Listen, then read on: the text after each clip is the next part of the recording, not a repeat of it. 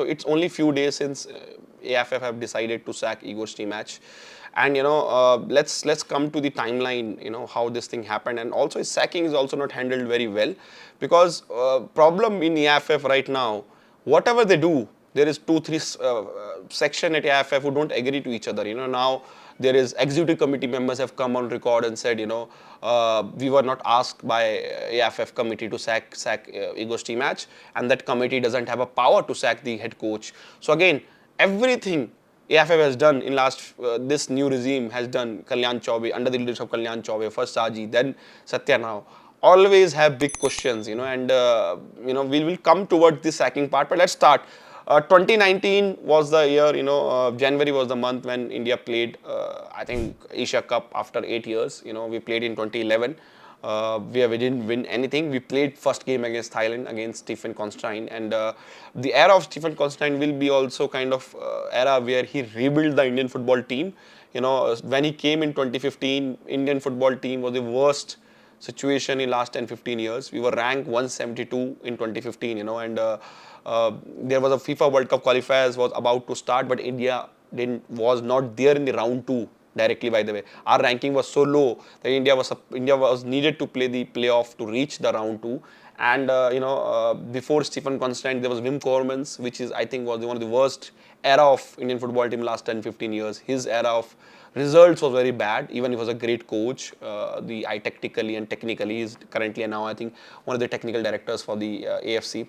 So when Stephen Constantine came, 2015, he inherited a very aged squad, very bad squad in terms of quality, and then India was needed to pay the Nepal in the playoff, which with the 10-15 day preparation, Stephen won it 2-0, and since then he built the team.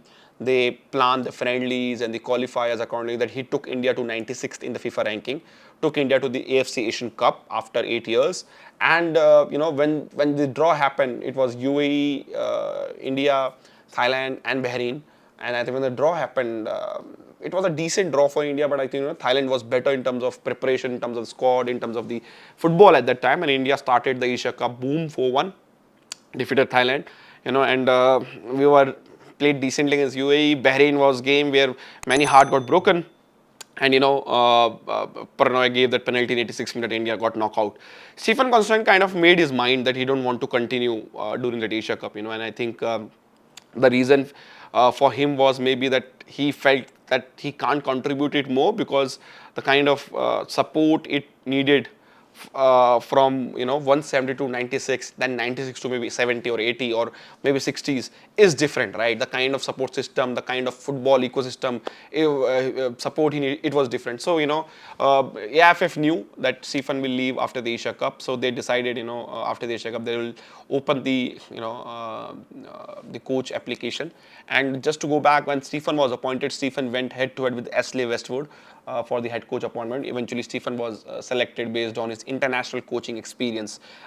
Do remember this word. We will talk about it later. Whenever we talk about the new coach appointment also.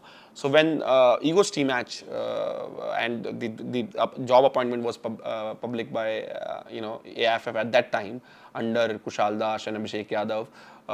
The one name which was a fan favorite that time was Albert Roca. Had a great success with the Bengaluru FC, and people thought that he might be the next head coach. But I think Igor Stimac name came bit kind of a surprise for many, because in terms of profile was a big. He was a Premier League player, former Croatia head coach. Of course, his jobs were not which longer. I think India job is the longest he had, if I'm not wrong, because I have to check it. मुझे लगता है longest ही रही है India की job इनकी, because उससे पहले he has jobs with different clubs and even the national team, which were not 5 years for sure, because yeah, I think उससे पहले इनकी क्रोएशिया की जॉब 1 साल की थी, and I think this biggest was India, there is no way.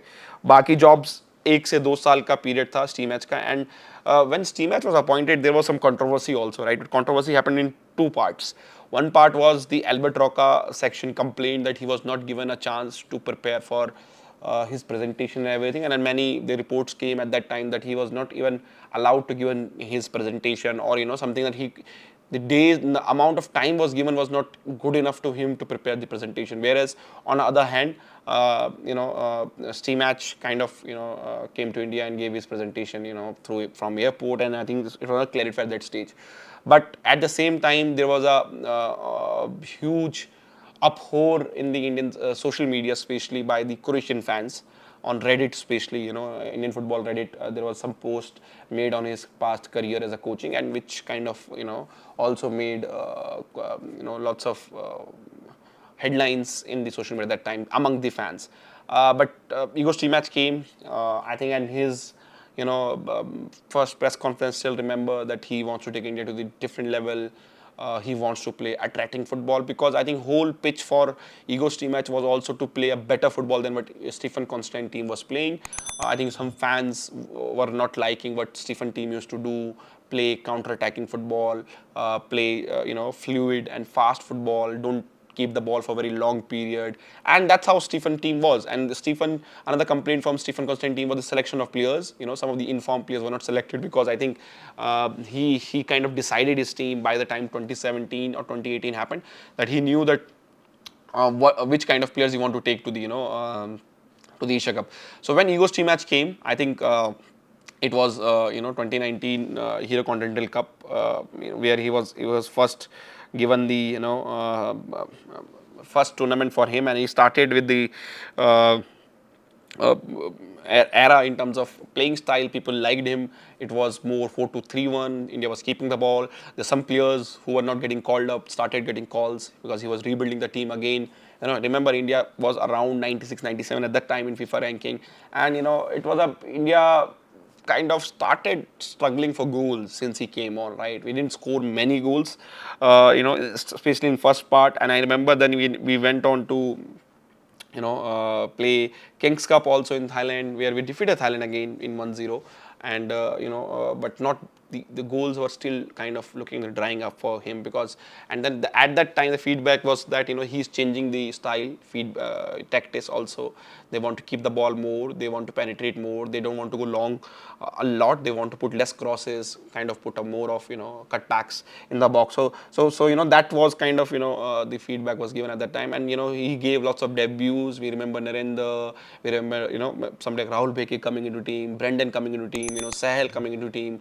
These are the fan favorite player at that time, uh, uh, because they were not kind of given chance when Stephen Constantine was there. So he earned the trust of the fans, especially by the playing style at that time, and of course the selection. So there was a fans behind Igor Stimac at that time. Then came, I think, if I'm not wrong, FIFA World Cup qualifiers just next year, which was 2022 World Cup qualifiers. And India was, I think, were grouped into Oman, Bangladesh, Afghanistan, and there was another team, if I'm not wrong. Yeah, there were four teams, and it was a decent group. Oman is of course better than India at that time, but India should, if they punch above their weight, should have able to do well against Oman. But then India struggled against Bangladesh. India struggled against okay, so no, so there was a sorry, I'm wrong here. Oman, Qatar, if I'm not wrong, Qatar was there, Oman was there, Bangladesh was there, and Afghanistan was there. Five teams were there in the group, and it was a decent group. Oman kind of a similar level in terms of India was there. Qatar, of course, Asian champions, and India struggled against Afghanistan, Bangladesh, and that's kind of first red flag came in terms of we should not be struggling against SAF teams, and maybe it at that time, it's felt that when India need to keep set the tempo of the game, where we are favorites, we were struggling. So we did very well against Qatar, for example, and draw 0-0. Oman game was decent, we went 2-1. So and then again, fans said that need to give him time, because he's building a new team, he's building a playing style. So that's how the Asian Cup, the FIFA World Cup Asia Cup qualifiers went. India struggled overall against Afghanistan, against Bangladesh, did well against Qatar away from home, and that historic draw against Qatar came. So, then came interesting point after these qualifiers was the SAF Championship, if I'm not 2021, and that's where I think problems ऐसे problems and the problems against the lesser teams continued, because and we struggled, I think, in that Maldives tournament, and uh, then first time the reports started coming from the national team department, the senior player kind of frustrated with the way things are going on. But eventually India recovered in the SAF Championship, won the tournament in 2021, and then came the 2023 Asia Cup qualifiers where India was again grouped with Afghanistan, Hong Kong and Cambodia. Afghanistan तो पीछे पड़ गई भाई हमारा ना, अभी इस world Cup क्वालिफायर्स में थी, अब दोबारा मुझे लग रहा है एशिया कप क्वालिफायर्स में नहीं आएगी. It was uh, COVID time, of course, and COVID time, Indian football ecosystem collapsed completely. So that's also need to be added as we're talking about a head coach tenure. Also, the ecosystem completely collapsed in the COVID, and at the same time came when the AFF rebellious inside AFF started happening, against Kushal Das, against Praful Patel, and we knew that FIFA ban came just after that. But India somehow won the qualifier comfortably, won against 2-0 against Cambodia, Afghanistan 2-1, Hong Kong 4-0, and India kind of made to the Asia Cup. अब मैं अगर पीछे जाऊं, उस time पे मेरी opinion बड़ी simple थी. I was very critical of egos T match because हम स्ट्रगल कर रहे थे सैफ टीम के अगेंस्ट. पर मैंने एक बात बहुत रिकॉर्ड पे बोली है और शो में भी हो गया, आप जाकर देख सकते हो कि अल्टीमेटली हम उनको जज करेंगे कि वो एशिया कप क्वालिफायर्स, अगर इंडिया एशिया कप जाता है कि नहीं जाता है. And I think that's how when he qualified for the Asia Cup, I think, because that's what Stephen did in the last 10 years. So we thought, okay, kind of, if maybe there is not lots of progress, but there is some kind, we have reached the similar level as of the 2019 edition, and another thing happened that, playing style was positive. Fans started feeling that playing style was better at that time. They were playing good football. The players who are the fan favorites got the call-ups, and they formed the core of the team also, right? Sahel, Brendan, all these players, Rahul Bheke at that time, Akash Mishra started getting call-ups, they started becoming the part of the team, and then India qualified for the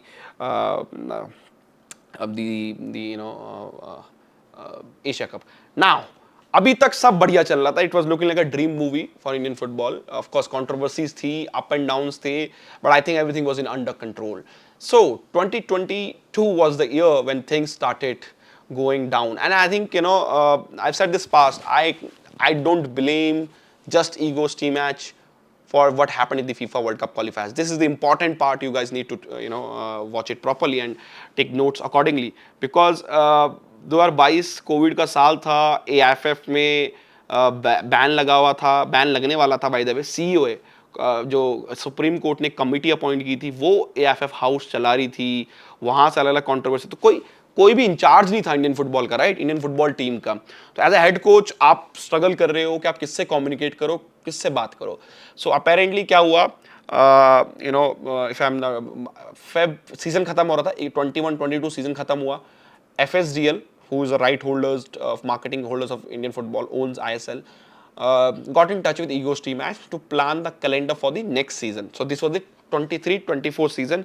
and यहाँ से ही problem होनी चालू हुई, ये आप ध्यान रखना, क्योंकि इसी अभी तक जो ईयर था, मुझे लगा कि एक मूवी थी बट अप एंड डाउन था, बट इतनी ज़्यादा प्रॉब्लम्स नहीं. प्रॉब्लम स्टार्ट होनी थी 23-24 और ये टाइमलाइन नोट जरूर करना.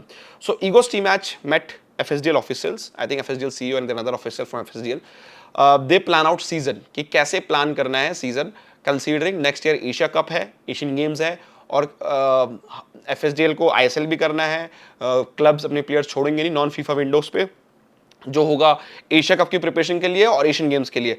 सो FSDL came in agreement with agreement of verbal agreement with egos team match.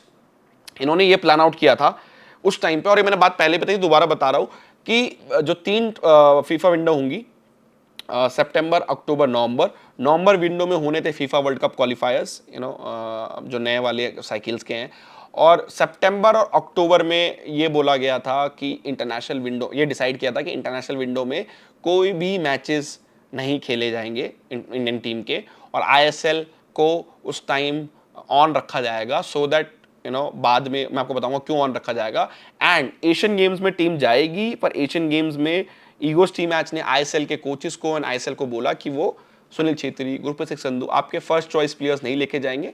He will take a under 23 team, mostly those under 23 players were not part of India's first team. Core, not core players, right? So that means ISL will not disturb again during the Asian Games.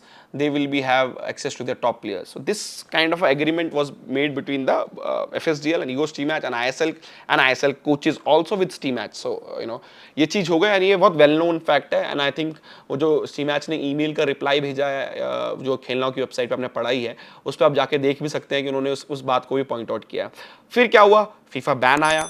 ठीक है, Indian football में एक FIFA ban आया, एक नई committee आई, Kalyan Chaubey election जीते, president बने, मिस्टर साजी प्रभाकरन आए as a general secretary from football Delhi. और काफ़ी एक नई एक्साइटमेंट आई इंडियन फुटबॉल में कि एक फुटबॉल एडमिनिस्ट्रेटिव आ रहे हैं मिस्टर चौबे के रूप में.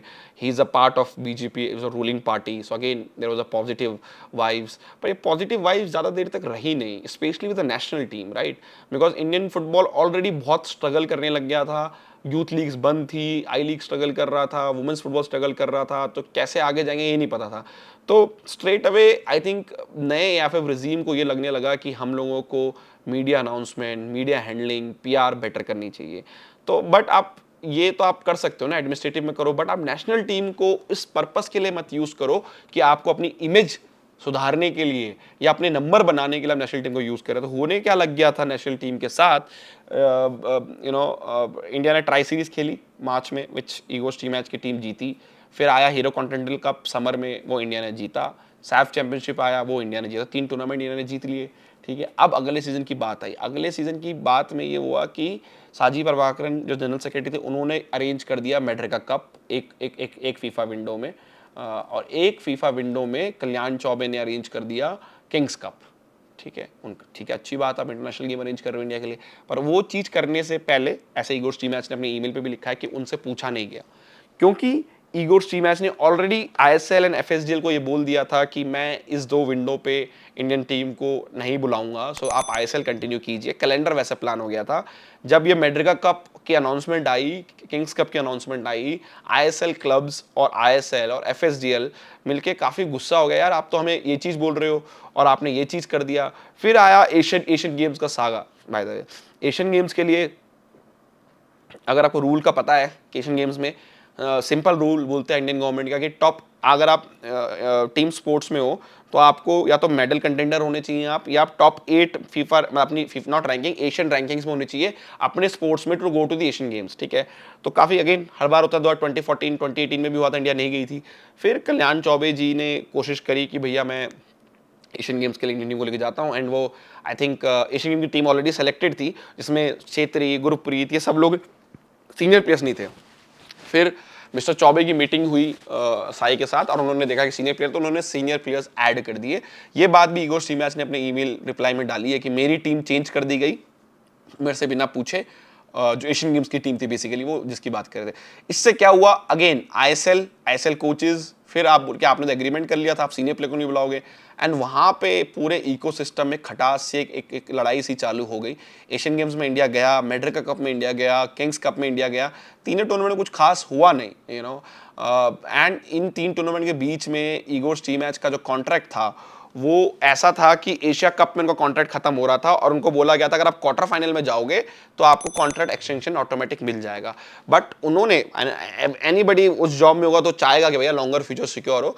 एंड ही स्टार्टेड नेगोशिएशन कि भैया मुझे नया कॉन्ट्रैक्ट चाहिए क्योंकि मैंने 3 टूर्नामेंट जीते हैं, मुझे सिक्योरिटी चाहिए. और वो कॉन्ट्रैक्ट इतना जल्दी आसानी से मिला भी नहीं. फिर न्यूज़ आई कि अकॉर्डिंग टू सोर्सेज कि स्टीमैच शायद एशिया कप से पहले छोड़ दें इंडिया को, स्टीमैच को जॉब अपॉर्चुनिटी है. तो आई थिंक अंडर प्रेशर होकर एफएफ ने सोचा कि नहीं, हमें नया कॉन्ट्रैक्ट देना चाहिए, स्टेबिलिटी चाहिए.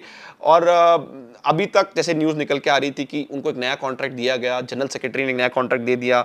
फिर पता नहीं, अब टेक्निकल कमेटी कहती है कि हमें कंसल्ट नहीं किया गया नया कॉन्ट्रैक्ट देने से पहले. हमने तो बोला था, क्या बोलते हैं कि नया कोच चेंज कर लीजिए आप, राइट. एंड टेक्निकल कमेटी के ऊपर भी सवाल बाद में उठाएंगे क्योंकि उनका रोल भी बहुत बड़ा क्वेश्चन मार्क है सब चीज़ के बीच में. तो उनको एक नया कॉन्ट्रैक्ट दिया गया. 2026 तक का, 2026 तक का कॉन्ट्रैक्ट था.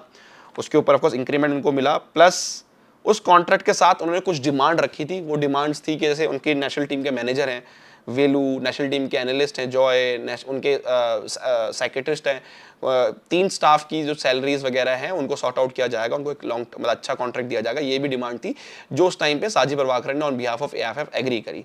अभी एक चीज़ और निकल के आई है कि इस लूप में Harris, Saji, Satya and Kalyan all were included in a mails. इन्होंने डिसाइड किया था कि नया कॉन्ट्रैक्ट इस साइज का देना है, बट मुझे जो लगता है जब कॉन्ट्रैक्ट रिन्यूअल हुआ तो एज इट इज पुरानी कॉपी भेज दी गई, स्टी मैच के साइड से उस कॉन्ट्रैक्ट में चेंजेस किए गए, मे बी एएफएफ ने रिव्यू नहीं किया, नोइंग एएफएफ क्या पता उन्होंने रिव्यू, उनको लगा चेंजेस नहीं किए होंगे उन्होंने और उन्होंने एज इट इज साइन करवा दिया, एक पॉसिबिलिटी है। बट पिछले कॉन्ट्रैक्ट में उनका आई थिंक एक सेकंड क्लॉज था, if I am not wrong, मैंने देखा नहीं है कॉन्ट्रैक्ट, बट आई थिंक वो सेकंड क्लॉज 3 महीने की सैलरी के साथ वाला एक क्लॉज था जो हटा दिया गया था नया कॉन्ट्रैक्ट में। नया कॉन्ट्रैक्ट एग्री हो गया, नया कॉन्ट्रैक्ट 2026 तक एग्री हुआ था, प्लस अगर India FIFA World Cup क्वालिफायर्स round 3 चली जाती तो वो कॉन्ट्रैक्ट एक्सटेंड होकर 2028 तक चला जाता, तो ये एक नया कॉन्ट्रैक्ट था, ठीक है। तो काफी नया कॉन्ट्रैक्ट आया तो आई थिंक मेजॉरिटी फैंस ने सपोर्ट ही किया, किसी ने कंप्लेंट तो नहीं की उस बात को लेके कि नया कॉन्ट्रैक्ट क्यों दिया जा रहा है। जो मूड था सोशल मीडिया का जो बहुत पॉजिटिव था, क्योंकि आजकल उसी मूड के बेसिस पे काफी डिसीजन एएफएफ ले रही थी। फिर आया 29 नवंबर का वो कुवैत वाला मैच, इंडिया ने जीता 1-0, बट यहाँ पे मुझे लगता है एक डाउनफॉल स्टार्ट होना चालू हुआ बिकॉज ईगो टी मैच की वो स्टेटमेंट आई, जो स्टेटमेंट थोड़ी फनी थी बिकॉज उनको पता चल चुका था कि आईएसएल उनको लंबा ब्रेक नहीं दे रहा है एशिया कप के लिए, और वो स्टेटमेंट एक मजाकिया तरीके से बोली गई थी। क्या बोलते हैं कि हमारे लिए तो फीफा वर्ल्ड कप क्वालिफायर्स इंपॉर्टेंट है, एशिया कप इंपॉर्टेंट नहीं, क्योंकि हम प्रिपेयर ही नहीं कर रहे हैं ढंग से उसके लिए, राइट। क्यों प्रिपेयर नहीं कर रहे हैं? बिकॉज जो आईएसएल सितंबर और अक्टूबर में होनी थी वहां पे ब्रेक हुए, वहां पे मैचेस खेले गए, तो आईएसएल ने हाथ खड़े कर दिए, हम 4 हफ्ते का आपको कैंप नहीं दे सकते हैं in the month of December, because हमें अपनी लीग भी करनी है टाइम से, क्योंकि इलेक्शंस थे, इलेक्शन वाला ईयर था। तो ये इस चक्कर से यहाँ से नवंबर वाला पीरियड था, कंट्रोवर्सीज होनी चालू हो गई, ईगोस टी मैच की स्टेटमेंट आई। मुझे लगता है वो स्टेटमेंट प्लेयर्स ने थोड़े से उसको as a excuse of failure की तरह ले लिया कि हम फेल कर सकते हैं, क्योंकि बहाना तो ऑलरेडी बन चुका है, राइट, कि हमारी प्रिपरेशन अच्छी नहीं है, तो एशिया कप इंपॉर्टेंट नहीं है हमारे लिए, you know world Cup क्वालिफायर्स important है, राइट। तो बट वो स्टेटमेंट आई थिंक जब मैंने वेरीफाई, जब मैं पूछा गया, मैंने पूछा तो ये बोला गया कि वो मजाक में स्टेटमेंट दी गई थी, बताने के लिए कि भैया प्रिपरेशन के लिए कैंप तो दे नहीं रहे, तो रिजल्ट की उम्मीदें मत कीजिए। फिर आया Asia cup, you know with जो भी प्रिपरेशन थी 2-2.5 हफ्ते की उनको मिली, एशिया कप आया, इंडिया ने ऑस्ट्रेलिया का पहला हाफ बहुत अच्छा खेला, बट उसके बाद I think Indian performance Asia cup में काफ़ी बेकार थी, राइट। एंड एशिया कप में भी यही बोला गया कि हमें तो मतलब इनडायरेक्टली जो सोर्सेज से खबर है कि मार्च में हम अफगानिस्तान को हराएंगे और हम अपना राउंड 3 पहुंच जाएंगे एंड ऑल इज वेल, हम एशिया कप तो यू नो हमारा को हमें ऑस्ट्रेलिया, सीरिया, उज्बेकिस्तान के अगेंस्ट हम क्या कर लेते हैं, यू नो। तो ये चीज़ थी, तब भी फैंस का डिसेंट सपोर्ट था। मैंने एशिया कप में सवाल उठाए थे कि प्लेयरों से भी सवाल पूछने चाहिए, एएफएफ से भी सवाल पूछा जाना चाहिए, लीग से भी और कोच से भी, बट आई थिंक मूड यही था कि मार्च में वर्ल्ड कप क्वालिफायर्स जीतेंगे और आगे बढ़ेंगे। But then came March, and March वाली कहानी बहुत कॉम्प्लिकेटेड है और थोड़ी लंबी जा रही कहानी, बट आप बने रहिए इस बारे में। मार्च में क्या हुआ, इंडिया के मैच थे अफगानिस्तान के अगेंस्ट होम एंड अवे। पहला मैच था अवे, सऊदी में मैच था, जेदा में मैच था, if I am not wrong. जेदा के लिए कोई इंडिया से डायरेक्ट फ्लाइट नहीं जाती है, ठीक है। तो जो शेड्यूल था, अब मैं आपको बता दूं कि नेशनल टीम के साथ क्या हुआ था। दिसंबर में फ़्लाइट सेलेक्ट की गई कि ये फ़्लाइट करेंगे और नेशनल टीम ने चूज़ करी, पर वो फ़्लाइट कभी बुक नहीं हुई दिसंबर में। फिर फेब में दोबारा आए कि ये फ़्लाइट तो भैया ओवर बुकड हो गई, आप ये फ़्लाइट देख लीजिए, इससे पिक कर लीजिए। वो फ़्लाइट पिक की गई, तभी वो फ़्लाइट भी बुक नहीं हुई। तो बाय द टाइम टीम बहुत क्लोज थे, मैचेस, फ्लाइट्स ही नहीं थी इंडियन टीम के पास, यू नो। फिर आया नेशनल जो हमारे प्रेसिडेंट है एएफएफ के मिस्टर चौबे का वो स्टेटमेंट कि भैया हम तो चार्टर प्लेन से भेजेंगे अपनी टीम को जेदा और वापस, ताकि टीम बढ़िया प्रिपेयर कर सके। ये प्रॉमिस आपने पब्लिकली मीडिया में अनाउंस कर दिया as a position of a, ये अगर सोर्सेज के थ्रू आता या ये थ्रू स्टोरी यू नो आप प्लांट करते अलग बात थी, आप अपनी स्टेटमेंट दे दिया, आपने अपने मुंह से बात बोल दी कि भैया यू नो मैंने कमिटमेंट कर दी है कि इंडिया को मैं चार्टर्ड प्लेन दूंगा। अब हुआ क्या, आपने कमिटमेंट तो कर दी, आपने फिजिबिलिटी नहीं देखी आपको, क्योंकि स्टोरी तो वही चल रही ना, मीडिया में नंबर बनाने हैं, फैंस से नंबर बनाने हैं। तो भैया फैंस, हमने प्रेस किया, मैंने भी 2 हाथ से तालियां बजाई, सबने तालियां बजाई। तो हुआ क्या, नेशनल टीम की कोई चार्टर्ड प्लेन अरेंज नहीं हुआ। नेशनल टीम गई 2 या 3 फ्लाइट बदल के जेदा पहुंची, मैच खेला उन्होंने, और ये बात मैं बता चुका हूं अपने शो में, आज दोबारा रिपीट करो। मैच खेला उन्होंने जेदा में और वहां पे इंडिया ड्रॉ खेला। फिर मूड ये था कि यार होम पे हरा देंगे तो 4 पॉइंट्स हैं, it should be enough, you know. Kuwait के केस हम देख लेंगे क्या होगा क्या नहीं है। अब कहानी क्या हुई, जो जेदा से वापसी गुवाहाटी का मैच था, इंडियन टीम मैच डे के दिन रात को ही निकल गई वहां से वापसी के लिए, क्योंकि उन्होंने तीन फ्लाइट्स बदलनी थी, I think if I am not wrong. हाँ, एक दो तीन फ्लाइट उनको बदलनी थी गुवाहाटी पहुंचने के लिए। तो आप समझिए रात को निकल गई बिना किसी ब्रेक रेस्ट के, और वो अपने एक 40 घंटे की जर्नी पर निकल आए to reach Guwahati. Afghanistan team जो तालिबान रन कंट्री है, उन्होंने आराम किया वहीं जेदा में होटल में रात को अपने बढ़िया चिल होके। अगले दिन उन्होंने फ्लाइट पकड़ी और गुवाहाटी पहुंच गए। गेस व्हाट, अफगानिस्तान जो लेट निकला वो गुवाहाटी इंडिया से पहले पहुंच गया और वहां भी अपना रेस्ट कर लिया। तो जो भी ये प्रिपरेशन थी इस अफगानिस्तान गेम की, बहुत आइडियली थी और आइडियल नहीं बनाई गई। आपने प्रॉमिस कर दिया चार्टर्ड प्लेन का और चार्टर्ड प्लेन नहीं आया।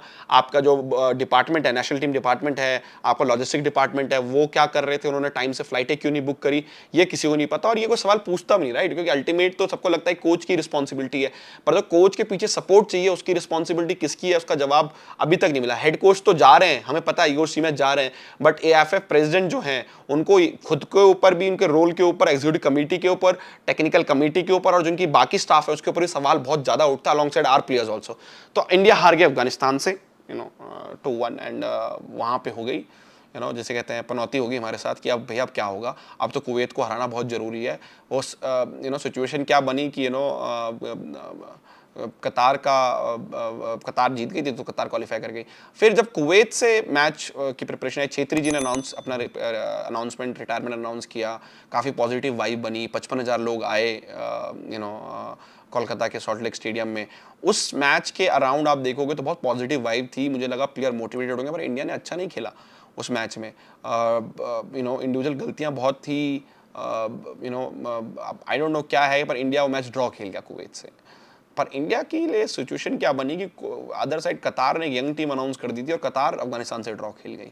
सो which mean India was still in the race to qualify for the FIFA World Cup qualifiers. तब आया वो कतार का गेम जो हम जीत रहे थे। फिर रेफरी के कंट्रोवर्शियल डिसीजन के ऊपर आपको पता है क्या हुआ क्या नहीं हुआ। मैंने भी अपनी ओपिनियन उस चीज़ में दी थी, मुझे लगता है प्लेयर्स को विशल पे खेलना चाहिए था, प्लेयर्स की गलतियां भी थी उस चीज़ में, कोचिंग स्टाफ की भी अपनी गलती थी, बट वो जीत रहे थे। First 40-50 minute was very good for Indian football team in that game. ठीक है, इंडिया हार गई ये game and India world Cup क्वालिफायर्स round 3 जो एक रियलिस्टिक टारगेट था वो अचीव नहीं हुआ, राइट। अब कहानी आने लग गई मीडिया में और सोशल मीडिया में कि माहौल ये था कि भैया किसी को तो रिस्पॉन्सिबिलिटी लेनी है, तो कोच के ऊपर सवाल उठते ही हैं। फुटबॉल में सिंपल सी बात है, कुछ भी हो कोच के ऊपर सवाल उठते हैं एंड स्ट्रेट अवे ईगोर स्टीमैच के ऊपर प्रेशर बनने लग गया। बट आप देखिए एज अ फेडरेशन मैं हूं तो मैं क्या बोलूंगा कि मेरी टेक्निकल कमेटी है, मेरी एग्जीक्यूटिव कमेटी है, वो जाके बैठे कोच से रिव्यू ले ना ले। एएफएफ का पहला सोच ये थी कि हम नैरेटिव बदलने के लिए क्या कर सकते हैं, तो उन्होंने क्या करना चालू किया, एक तो कोच के सैकिंग क्लॉज के ऊपर बात करनी चालू की, सैक करना बहुत मुश्किल है, ये है वो है। और दूसरी चीज क्या है, मुझे बताया गया कि AFF was trying to play Hero Continental Cup in a month of July, कि खेल लेते हैं जुलाई में, एफएसजीएल से बात कर लेंगे, आईएसएल क्लब से बात कर लेंगे। बट आई थिंक वो रिजेक्ट कर दिया गया आइडिया, बिकॉज जुलाई में कोई भी आईएसएल क्लब अपने प्लेयर्स रिलीज करने को तैयार नहीं। उनका था कि हम कॉन्टिनेंटल कप खेल लेंगे, नैरेटिव चेंज हो जाएगा। बट फिर उसके बाद प्रेशर बढ़ता गया तो उनको अल्टीमेटली हेड कोच ईगोर स्टीमैच को सैक करना पड़ा। एक ईमेल भेज के उन्होंने सैक कर दिया और ना ही कोई रिव्यू मीटिंग हुई, नहीं कुछ हुआ। अब सैक करने के पीछे कंट्रोवर्सी क्या है, उनका अराउंड 3 करोड़ का कॉन्ट्रैक्ट है 2026 तक का, ठीक है। एंड उस चीज में आप अगर देखोगे 2026 तक का कॉन्ट्रैक्ट है तो कोई सैकिंग क्लॉज नहीं था, तो एएफएफ ने ईमेल कर दिया कि आपको 3 महीने की सैलरी हम दे रहे हैं और आपको हम सैक कर रहे हैं। वो आई थिंक एक तरीका था to use a law to decrease the compensation amount जो देना वो डिक्रीज। 6 करोड़ तो देखो जो मिनिमम मैक्सिमम 2 साल का है, प्लस 6 महीने के इसके भी पैसे बचे हैं, 6 महीने के अराउंड 1.5 करोड़ होंगे, तो अराउंड 8 करोड़ का टोटल पैकेज उनका बचा हुआ है, राइट, इस साल के मिला के। तो उनका एएफएफ का सीन ये था। तो वो जो सैक करने का तरीका है कि 3 महीने का उनको पता है कि 3 महीने की कंपनसेशन से बात नहीं बनेगी, उनको वो 8 करोड़ का कंपनसेशन कम करना है, तो लॉयर अपनी बात करेंगे, तो उन्होंने सैक कर दिया। अब सैक करने में इसका ईगोर स्टीमैच ने एक रिप्लाई किया है लंबा चौड़ा, जो हमारी वेबसाइट पर उन्होंने काफी सारे पॉइंट जो मैंने आपको बताया समरी में वो सारी डिटेल्स में। इसके बाद और रिपोर्ट निकल के आ गई एएफएफ के अंदर से कि एग्जीक्यूटिव कमेटी कह रही है हमसे नहीं पूछा गया सैक करने से पहले, और जिस कमेटी ने सैक किया है उस कमेटी के पास तो पावर भी नहीं है सैक करने के लिए। तो एएफएफ ने जो भी डिसीजन लिए हैं रिसेंट 1-1.5 साल में, एएफएफ ही यूनाइटेड नहीं है। कॉन्ट्रैक्ट एक्सटेंशन पे यूनाइटेड नहीं था, टेक्निकल कमेटी कह रही है कि हमसे पूछा नहीं गया कॉन्ट्रैक्ट एक्सटेंशन के लिए, हम तो फेवर में नहीं थे। तो आप आज क्यों बोल रहे हो, आप अक्टूबर में क्यों नहीं बोला जब कॉन्ट्रैक्ट दिया गया, तब तो आप चुप बैठे हुए थे सारे के सारे, पहली चीज ये। सेकंड चीज, आज आज सैक कर रहे हैं तो अब यहाँ लड़ाई एग्जीक्यूटिव कमेटी करी, हमसे पूछा नहीं क्या? टेक्निकल कमेटी अलग ही धुन में चल रही है, वो तो कह रही है हम इंडियन कोच अपॉइंट कर देंगे जी, इंडियन कोच बढ़िया है, बहुत सारे कोच हैं, वो अलग धुन में चल रही है। उन्होंने रिव्यू किया ना कुछ किया। अच्छा, इस बीच में एक चीज बताता हूँ, ईगो स्टीमैच के द्वारा एक रिक्वेस्ट भी की गई थी एएफएफ को कि आपकी टेक्निकल कमेटी है, आपने सबको इतने बड़े धुरंधर बिठा रखे हैं, आप एक काम करिए, हर कैंप में एक टेक्निकल कमेटी का मेंबर भेजिए, सो दैट जो मैं करना चाहता हूं, जो इंडियन टीम वो देखे और वो हमारी अलाइनमेंट अच्छी रहे। पर वो रिक्वेस्ट कभी एक्सेप्ट नहीं हुई, राइट? तो अब मैं जो इस चीज को एंड इस चीज से करता हूं कि बोल के आप सबके लिए, आपके लिए सवाल भी है, क्या जो भी कुछ हुआ सिर्फ उसकी जिम्मेदारी ईगो स्टीमैच की थी, या अब उनके ऊपर सारा ब्लेम डाल के लोग अपने हाथ झाड़ के साइड होना चाह रहे हैं? वो सेकंड वाली पॉसिबिलिटी ज्यादा है। मैंने ये बात पहले भी बोली थी, इकोसिस्टम का फेलियर है, हेड कोच रिस्पॉन्सिबल है, उतने रिस्पॉन्सिबल प्लेयर्स भी हैं, आईएसएल भी है, आईएसएल क्लब्स भी हैं, एएफएफ तो है ही रिस्पॉन्सिबल बहुत लेवल तक, टेक्निकल कमेटी भी बहुत बड़ी लेवल तक रिस्पॉन्सिबल है। और मैं बार बार टेक्निकल कमेटी को सवाल उठा रहा हूँ, मुझे नहीं लगता कि टेक्निकल कमेटी जो भी अभी है, टेक्निकल कमेटी एएफएफ की, वो मुझे नहीं लगता कि इस टाइम पे उस लेवल की है जिस लेवल की उनको होना चाहिए। एंड उस टेक्निकल कमेटी को जो लोग जानते हैं उनको पता है कि कम्युनिकेशन का बहुत बड़ा गैप है उस टेक्निकल कमेटी के साथ। आई डोंट थिंक कोई फॉरेन कोच उनके चेयरमैन के साथ कम्युनिकेट कर सकता है। सो आई थिंक वो टेक्निकल कमेटी के ऊपर ही सवाल है, क्योंकि आज आप बोल रहे हो हम कॉन्ट्रैक्ट देना नहीं चाहते, और पावर तो आपके हाथ में थी कॉन्ट्रैक्ट देने की, तो अक्टूबर में आपने बोला नहीं। तो मुझे लगता है ईगो स्टीमैच तो जा रहे हैं, सबको पता है, नया कोच आ रहा है, उसके बारे में हम बात करेंगे। बट सवाल ये है कि क्या ईगो स्टीमैच के साथ किसी और को भी रिस्पॉन्सिबिलिटी लेनी चाहिए?